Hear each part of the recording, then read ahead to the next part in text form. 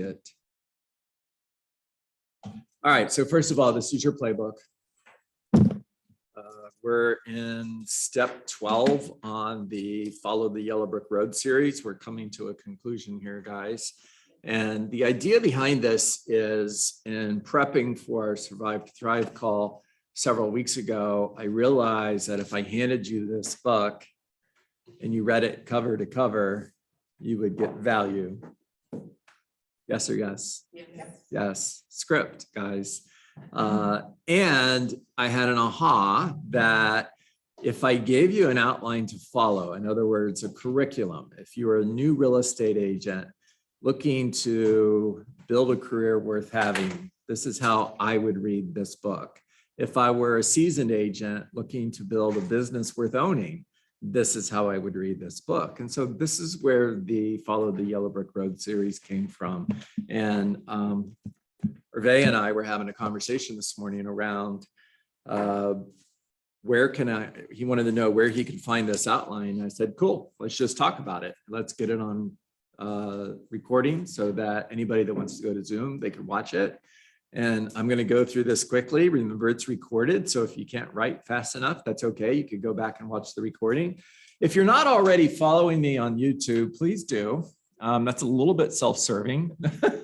I am subscribed. Thank you, Millie. I am on a path to get to 1,000 subscribers. I think I'm at 600 or something. So we're getting there. And I would love your help helping me get there. Okay, so part one, Think Powered by a Big Why, pages 72 to 77. That's the very first thing that I would read. If I were to hand you this book and I said, okay, I want you to read this book. This is your blueprint for success. This is your yellow brick road. The yellow brick road always leads to Oz. This book leads to building a career worth having, a business worth owning, a life worth living, experiences worth giving, and a legacy worth leaving. Keller Williams mission statement. Very first thing I would read is pages 72 to 77. Next would be Think Big Goals and Big Models, pages 78 to 80, followed by Think Possibility, pages 81 to 84. Next would be the 6 misunderstandings between you and high achievement, pages 47 to 63. Then the 4 stages of the millionaire real estate agent model, pages 65 to 70, followed by the 80-20 rule, pages 97 to 98. Then leads, listings, and leverage, pages 99 to 107. Followed by the economic model, pages 129 to 132, the lead generation model, pages 133 to 151, then the budget model, pages 152 to 167. I told you I was going to go fast. Followed by the organizational model, pages 158 to 172. Then I would read the organizational model part 2, pages 161 to 171. Followed by the millionaire real estate agent economic model, pages 175 to 184. Then the millionaire real estate agent lead generation model, pages 185 to 191. Then I would read boy, I love that word. The millionaire real estate agent budget model, pages 192 to 195. I'm going to say MREA, okay? Then the MREA agent organizational model, pages 196 to 213. Followed by planning for and overcoming the 16 most common challenges on your way to building a business worth owning, pages 217 to 261. That's where we are. So Hervé, there you go. And I want you guys to get into your playbook and let's go to page, hold tight, I'll tell you in a second.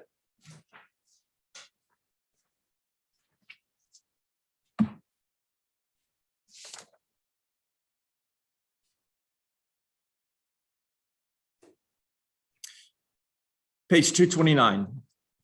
Challenge number 6, listing the minimum number each month. Challenge, settling for good, because after all, good is pretty good. Good is actually pretty darn good. Settling for good, because good's pretty good, is a challenge. The solution is make your goals a non-negotiable standard. Now, here's what Gary Keller has to say. What distinguishes the highest real estate sales business achievers from the rest is their insistence on hitting their goals. If you were in bold with us on Tuesday, raise your hand. And when Flint was talking about choosing an accountability partner and having conversations with your accountability partner every week, and he shared how you hold someone accountable to their goals, he also shared not to be hard on them, to give them an opportunity, give them a right to fall short of their goals. And I shared, not to disagree with Flint, but I shared, if you're my accountability partner, that's not the relationship we're going to have. I expect you to hit your goals. And I want you to expect me to hit my goals. Now, listen to what Gary says. What distinguishes the highest real estate sales business achievers from the rest is their insistence on hitting their goals. It's a standard. And when I say goals, guys, I'm talking about activities. I'm talking about conversations, face-to-face appointments with potential sellers. I'm talking about things that you have control over, not necessarily how many listings did you get. That's the outcome. The outcome will eventually show up when you focus on the activity. It's lead measures and lag measures. Lead measures are the activities, lag measures are the goals. A lag measure is how many listings did you take? A lag measure is how many contracts did you get? A lag measure is how many homes did you sell? How much money did you make? Lead measures are how many real estate conversations did you have today? How many handwritten personal notes did you write?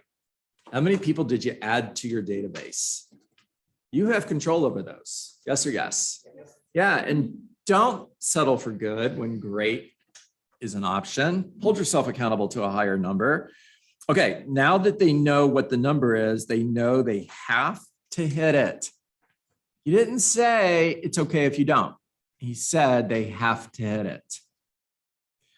They bring amazing urgency, persistence, and tenacity to their efforts. Now, one of the words that's used to describe me that I don't like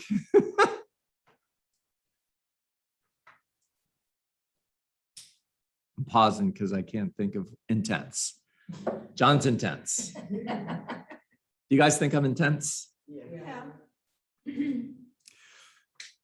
Do I have high standards? Yes. Do I hold you to those standards? Yes. Yeah. Are you okay with that? Yeah. Okay, good. I was going to say, we're going to need to find somebody else to That's why we teach come this back class for more. if you're not okay with that, because I'm not going to change. We've only got one chance, guys. This is it. You've got one life, live it. Regret is a horrible thing. And real quick, bunny trail, but it's important. I played college football, right? Now, I should say that I practiced a lot because I didn't really play.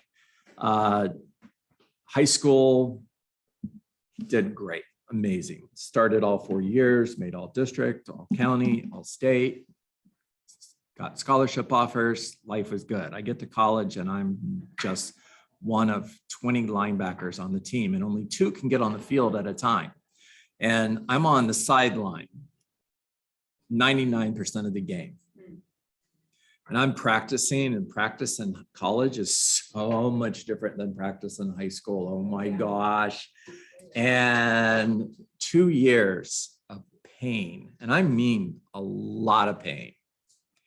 And after 2 years, I threw in the towel. I said, that's it, I'm done. Now, here's what's interesting. Football is not a sport that you can play your entire life like tennis or golf. When you decide that you're going to quit a sport like football, you're done. And within 2 years, I knew I made a mistake. Within 2 years, I regretted that decision. Now, I'm 59 years old. This was almost 40 years ago, and I still regret it. I have dreams that I'm playing football again at my age, Hervé, and I'm like, oh, good. That somehow they changed the rules and old people are allowed to play college football now. And I'm out there on the field and I'm playing football in my dream and I'm so happy. And I wake up and I'm like, it was a dream. I'm still not playing college football and regret. So I made a promise to myself. I was probably mid-20s when I made this promise. And my promise was, I'm never going to feel like this again. I am never going to settle for anything less than what I'm capable of again. I may not succeed, but I won't settle ever again. And that's probably where the intense John comes from, because I won't. And I'm not going to let you settle either. So I don't want you to feel the same regret that I do. I saw a hand. Well, that was me. Clarissa, talk to us. So I can't remember what point, but in the comment that you were making, of holding us accountable. So it's funny because you're like a Jewish mother, and you make us. Me too. It's like when I don't do it, I feel disappointed that I let you down. Yeah. It's like I don't know how you do it. And it's like you're not saying directly to me, first, I know you didn't make those 20 calls, it's your standard today. But it's like, oh my God, he's talking to me. I'm so disappointed in myself that I let him down. So I don't know how you do it, but yeah, you're a bit intense. All right, so we're making t-shirts based on things that I say in class. Please do. No. Please don't make a t-shirt that says I'm a Jewish mother. Please don't, because I wear these t-shirts out in public. John's a Jewish mother. Oh my gosh. What's your thing? I'm a Jewish mother. That's really good. Oh my gosh. What do you think of that, Natalie? Oh my gosh. Natalie agrees. Maybe you should make a shirt. All right, go to page 231. Getting sellers to accept the team concept. You're going to face this challenge. Now, if you haven't even started building a team yet, you're probably thinking, gee whiz, John, why are we talking about this? Because you're going to face this. And thank God for Gary Keller that he wrote this book and he's created these challenges for you before you face them, because by acknowledging the challenge, you can also have a solution. You're ready for that challenge when it comes. Now, the challenge is clients who will only want to work with me, clients who will only want to work with you. You're sitting on a listing appointment, Jonathan, and you're taking somebody's listing and you're talking to them about you're going to have one of your buyer agents follow up with them to set up a buyer's consultation so that they can help them buy a new home. And you hear, no, we're only going to work with you. I don't want to work with a buyer's agent. Or you have a team who's supporting you and they're calling your sellers and giving your sellers feedback, Karen, and your assistant is hearing, where's Karen? Why isn't Karen calling us? You're gonna face this challenge. Now, I'm gonna give you the solution, then I'm also gonna give you some things that Gary has to say here, because I want you to understand this from a different point of view. The solution is scripts and dialogues. Shocker.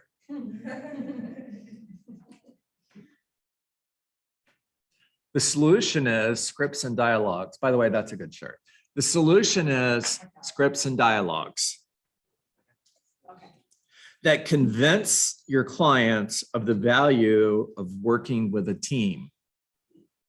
Now, when I was on a listing appointment and they said, John, we want you to represent us in our purchase. We don't want to talk to one of your buyer's agent. We want to work with you.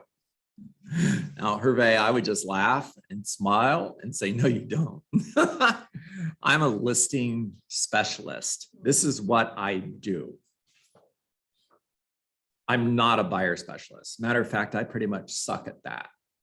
If you were to work with me as a buyer's agent, you would hate it. You would have a horrible experience. Now, Richard, he's one of my buyer specialists and he's amazing. And because that's all he does, he's amazing at working with buyers. You're going to have an incredible experience with Richard. Now, listen to what Gary says.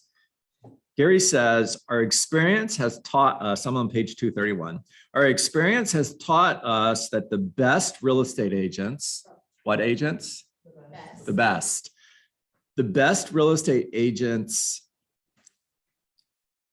employ sales teams with specialized administrative support. It's not administrative support, it's specialized administrative support. If you work with my wife as a transaction coordinator, you have an amazing experience because that's all she does. That's all she's done for 15 years. And because she's closed literally thousands of sales, she's a master at that game. I'm horrible at that game. If you come to me and say, John, I've got a question about the contract, my response is, don't ask me. I don't know. Yeah, sure. I've never even read the contract. I'm not your guy. Now, if you want to talk about how can I close more listing appointments, I'm your guy. How can I get more listings? I'm your guy. If you have a question about the contract, don't talk to me. I have no idea. Not only do I not know, I don't care.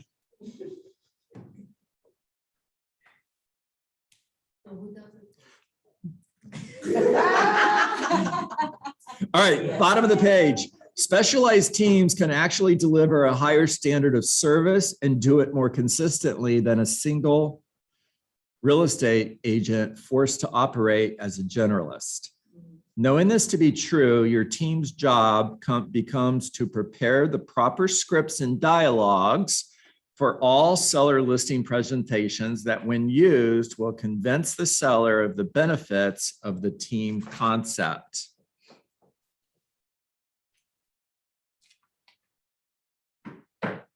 Think of it like this. If you needed surgery, and let's see, this is gross, but okay. Maybe a year ago, I had surgery to remove my gallbladder. So that's a specialist, right? Yeah, GI specialist? Yeah. Now, if I would have gone to meet with the GI specialist and she met me at the front desk when I walked in the door and checked me into the appointment. And then she took all of my insurance information and made sure that they had all the proper paperwork for me before my surgery. And then she took me through the billing process. And then she came in and she took my vitals. And she's the only person in the office.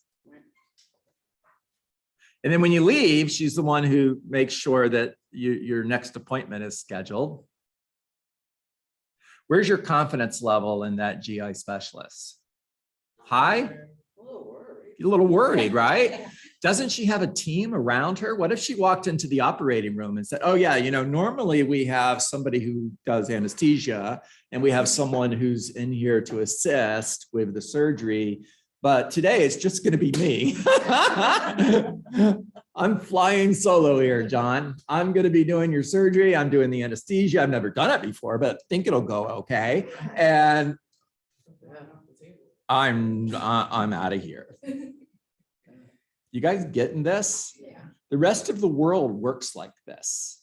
But for some reason, as real estate agents, we fall into this myth that we have to be the master of all things.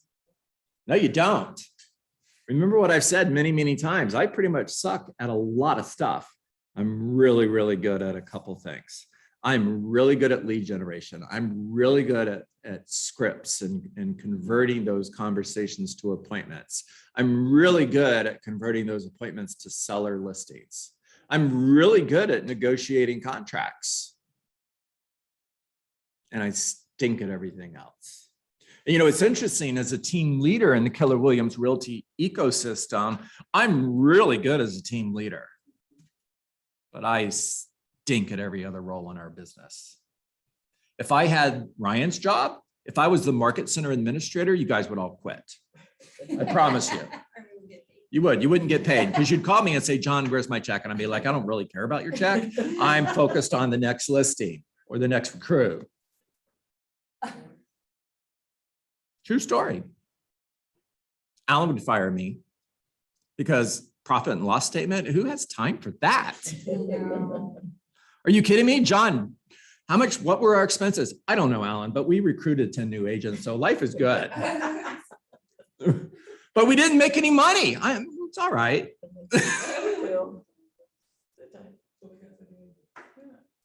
True story. Is this making sense, guys? All right. Believe it or not, it's 9:27. Talk to me. What'd you guys hear today? Didn't that go fast? I don't know. It went fast for me, maybe for you.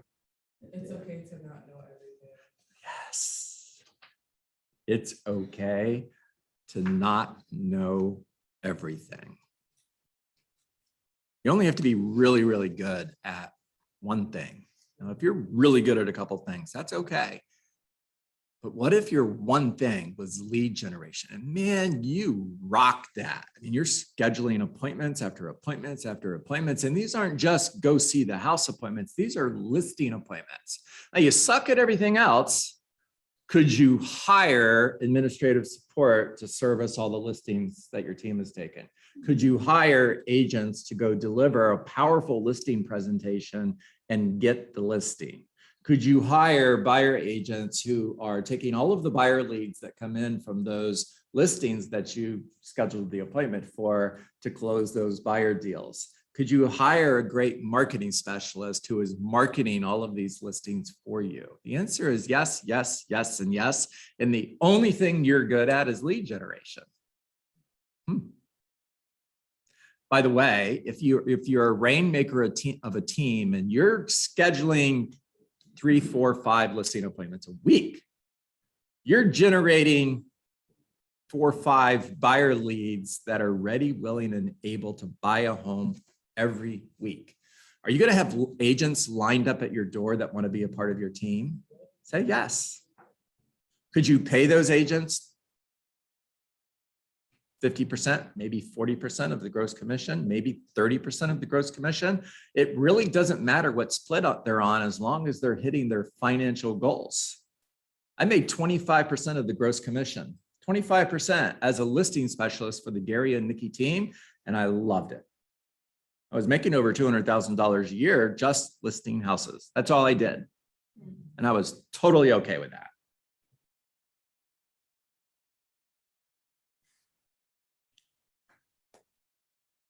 There's no hands up. Jonathan.